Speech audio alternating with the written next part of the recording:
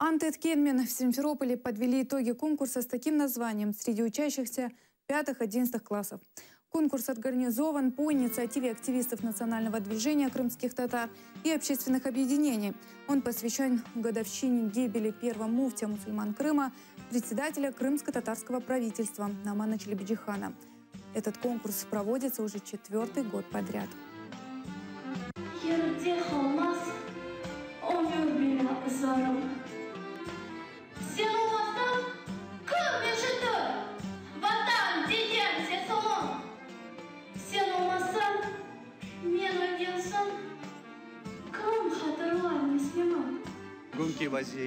Несмотря на сегодняшнюю ситуацию, мы приняли решение продолжить этот конкурс, потому что он несет в себе огромный смысл.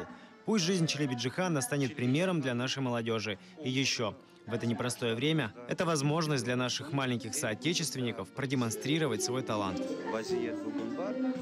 Номан Челебиджихан для нас символ свободы. Мы, как народ, должны следовать по его пути.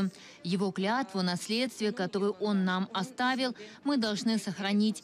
Чтобы наше будущее стало светлым, мы должны очень много работать. Этот конкурс имеет огромное значение для нашего народа, для нашей молодежи. Это возможность раскрыть таланты. Я приняла участие в этом конкурсе, хочу и в дальнейшем участвовать.